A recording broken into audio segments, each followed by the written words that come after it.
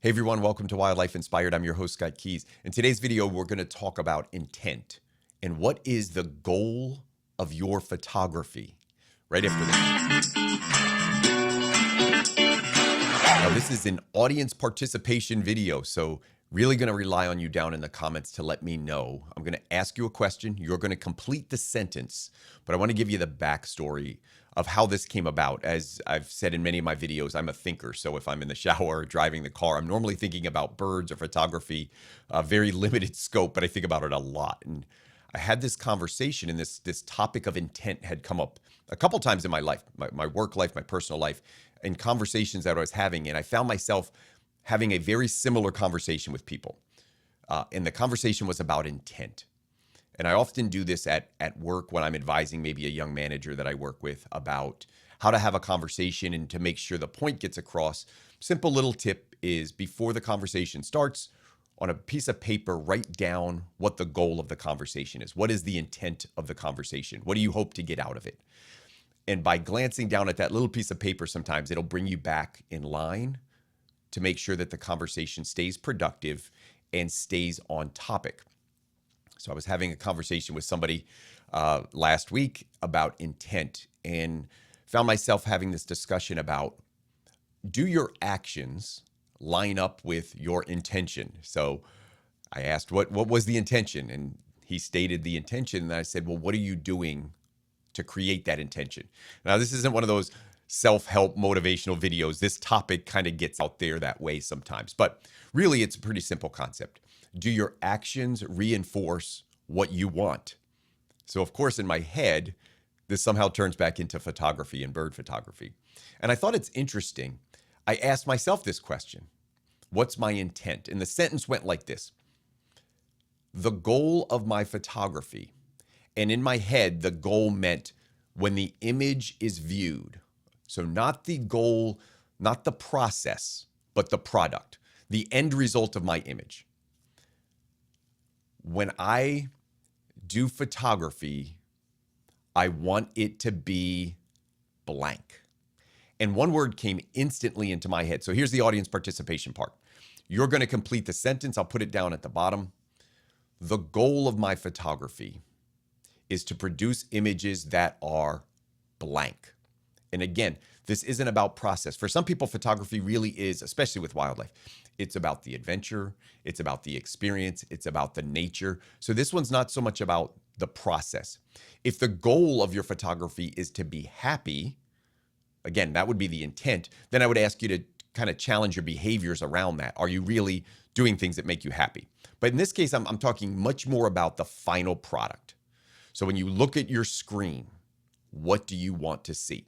The goal of my wildlife photography is to produce images that are blank. Down in the comments, let me know how you filled that out. I'm going to give you my answer, and it came very quickly. And it's this theme that I have constantly when I talk about images. I see myself writing it to people. That image is this, and the word is pretty. I don't know why. I don't know why I chose pretty and not beautiful or vibrant or engaging. I mean, there's so many different words that could describe what you want your photography to be. But for me, it was pretty. It was very simple. Pretty. And then I put myself back through this activity about intent versus action. And then I started to question lately, is my photography mirroring my intent? Am I consciously making decisions that will produce images that are pretty? Now, fortunately, for the most part, I found that I was still very consistent in my approach to this mindset, which means I was optimizing the best possible light, which is always, for me, light is the alpha and omega. It's where it starts and ends. So for me, it was always about light. Am I taking advantage of the best possible light? And am I creating images with backgrounds that are pretty and colors that are pleasing? So a lot of what I do, especially lately with waterfowl, which is what I predominantly have been doing, is about just making sure the environment is pretty and pleasing as well. Now, at the end of this video, stay tuned. So hopefully by now you've gone down into the comments, or at least jotted it down on paper to put in the comments later. At the end of the video, I'm going to show you some images, and I'm going to ask you, did my actions align with my intent? And is my finished product reflecting the intent? So I'm going to show you a bunch of images. These are images I've taken over the last 3 months. I'm going to ask you, are they pretty? So you get to answer. You get to critique me now. Are they pretty? Using that word as the definition. Are they pretty? And then I will ask you to choose a favorite. So down in the comments, you can let me know which of these is your favorite. But first thing I want to know is, what is your intent? Now, here's the other part of this. Now you've got your intent. You've said, okay, I answered the question. This is what I want. And hopefully it was the first word that came to your mind. My intent is this. Now think about your actions. Do your actions align with that goal? If your goal is to produce images that are engaging, do you go out in the field consciously with that at the front of your mind? Are you trying to capture engaging images, whatever engaging means to you?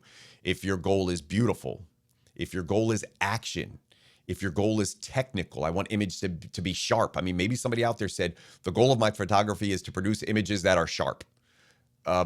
You know, do your intentions align with that? Are you using the right light, the right shutter speed? You know, all of those things that go into producing razor sharp images. So I thought this was kind of just an interesting, it's a very short video today, by the way, just one of those quick thought videos. Thought I would throw it out there. And now we get to the part where you get to critique me. I'm going to flip my screen over, and here we go. So this is all of the images that I have posted publicly over the last 3 months. If you find one that you like, let me know down in the comments. So which one is the prettiest? And did I meet my goal? If my goal and my intent is to produce images that are pretty, did I succeed over the last 3 months? Let's take a look at this. I'll name the species as I go through. I know not everybody's a bird photographer. That's a ruddy duck. Pretty rare, by the way, in Pennsylvania. We don't get a lot of these. In certain parts of the country, these are pretty common. But around here, they're not super common. There's another version of that ruddy duck. I did 2 versions. I did the vertical with a little more saturation. I also did a horizontal. I like the vertical better, by the way. Here's a common merganser. Most common bird that I photograph is this common merganser. Most common duck that I photograph is this common merganser. There's the male. So you get to see the male and female next to each other. Again, are they pretty? Did I succeed so far? Boy, if you tell me the American Wigeon isn't pretty, my feelings are going to get hurt. Not a bird that I photograph a lot. Again, in Pennsylvania, we have certain ducks that are a little more prevalent. We have American Wigeons. I don't get a lot of good looks at them. So I haven't photographed a ton of them, especially at this close range. Thought this one was really nice. Here's a hooded merganser. This is a female. Did a video on seeing through the subject and focusing on the sweet spot. And I used a couple of these images because they were fresh in my mind and I had taken them recently. It's the male hooded merganser. So you see the female there and you see the male here. I do like to photograph the male and female if I can in a given outing. And then it gives me some variety in the ducks. The one nice thing about ducks is the males and females are so different that you can post them and they look like different species sometimes. Again, common merganser, this time in a kind of hazy, misty background. Some slow shutter snow geese. This was from my backyard. Kingfisher, I just had a random encounter with. I was in a blind and he jumped up on this rock. I figured I could take advantage of this thing. So is it pretty? I mean, now this one I would take any day of the week. If action happens, by the way, I'm always going to try to capture it. I mean, if I get amazing action, I'm not going to. But that's not my intent. My intent is not to go out and create that action. But notice the background, how pretty those vibrant colors are. And this goes back to locations. I just always hound on this concept of locations. Anything in this location looks really good. So the fact that a kingfisher landed in front of me, the background is pretty, but that was the intent of knowing the location. So hopefully that concept played through. Here's a bufflehead. Common goldeneye, which I don't photograph. These are pretty rare in this area. I was really delighted to get these common goldeneyes. And then I got the male here. Bit of an action shot, but again, is it pretty? Which is your favorite? Little drip from the common merganser. Hooded merganser again in really soft early light. This was actually before sunrise. High ISO. Came out pretty good. I got decent detail on this one considering the very slow shutter speed. And then this was the last one that I posted, the last one I took. I like this because of that hen flying in the background. It just happened. It was random. Didn't intend to do that. I was photographing the drake. The hen flew in the background. I'd never, in all my years of doing duck photography, I've never had this happen where the the one bird was behind it, but still enough in focus to make it out. I've had those blurry, more like photo bombs in the past. So what do you think? Did I succeed? Did I succeed in my goal? So questions down in the for you down in the comments. Number one, what is your intent when you do bird photography? That's what you're going to answer for me first. Number two, did I succeed in my mission to capture pretty birds over the last 3 months?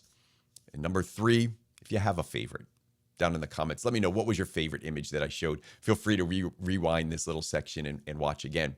And then I would just want to leave you with this kind of thought for you, the viewer.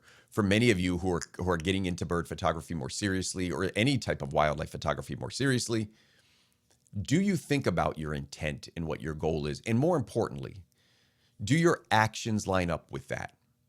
Because it's not always easy. When my intent is to create pretty images, it is not always easy to get up before sunrise and get out there for the perfect light. But if my goal is to get those pretty images, sometimes that's the sacrifice that I feel I have to make. Now the choice is, am I willing to make it? Because it is a lot of hard work. So hopefully you enjoyed this quick thoughts video today, real short and brief. Looking forward to reading the comments in a couple weeks. And as always, thanks for your support on the channel. Down at the bottom, you're going to see a little subscribe button. Make sure you hit that. And the notifications are really important because that lets you know when I have a new video out. And it's just going to be a couple of months. So go ahead and hit that notification bell so you can find out when the new videos are coming out. As always, thanks for your support on the channel. And I hope we can continue to find inspiration in wildlife together.